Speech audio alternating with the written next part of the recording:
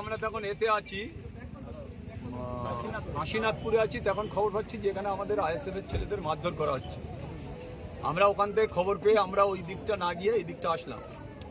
এসে দেখছি তো মারপিট হয়েছে, প্রচণ্ডভাবে মারপিট হয়েছে। যারা মারপিট করেছে এখানকার বুথ সভাপতি তৃণমূলে, তার বিরুদ্ধে প্রচুর অভিযোগ আছে। এখানে পঞ্চায়েত মেম্বারের বিরুদ্ধেও প্রচুর অভিযোগ আছে। তারা মিলে এখানে সন্ত্রাসটা চালাচ্ছে। মেন আসামি তাকে পুলিশ অ্যারেস্ট করতে পারলো না। আমাদের ছেলেরা গিয়ে দেখলো যে সে ঘরের মধ্যে আটকে আছে।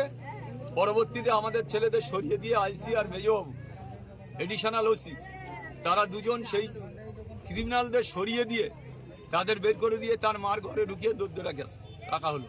তারপর আমরা যখন গেলাম, গিয়ে ঘর খুললাম, খুলে দেখি ওই মহিলাটা বেরিয়েছে। বলে না, এখানে ছিল না।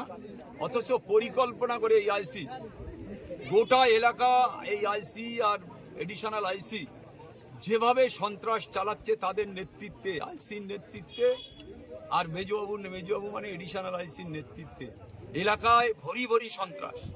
আমি নিজে, আমরা শয় লোক এসেছি এখানে, তারা সবাই দেখেছে যে কি ধরনের মারপিট হয়েছে। এখনো মেডিকেল করতে আমাদের নলমুড়িতে পাঠানো হয়েছে তাদের।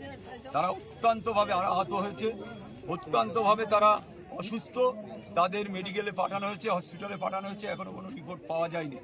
তা সত্ত্বেও এখানকার আইসি পরিকল্পনা করে, নোংরামু করে আমাদের ছেলেদের কেস চাপানোর চেষ্টা করছে।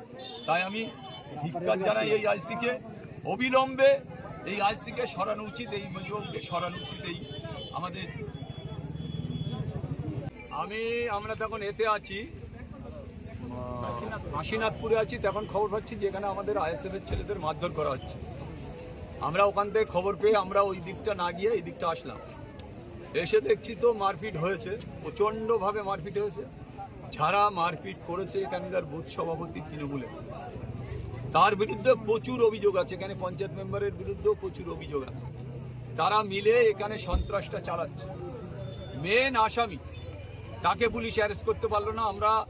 আমাদের ছেলেরা গিয়ে দেখলো যে সে ঘরের মধ্যে আটকে আছে।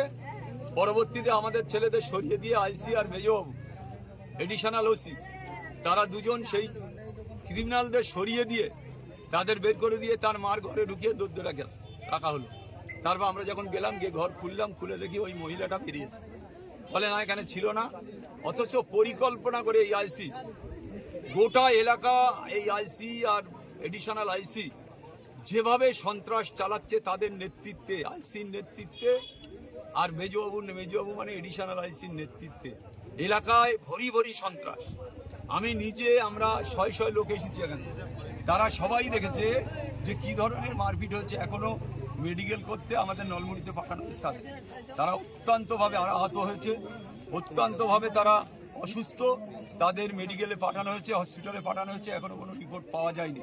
তা সত্ত্বেও এখানকার আইসি পরিকল্পনা করে, নোংরামু করে আমাদের ছেলেদের কেস চাপানোর চেষ্টা করছে। তাই আমি ধিক্কার জানাই এই আইসিকে।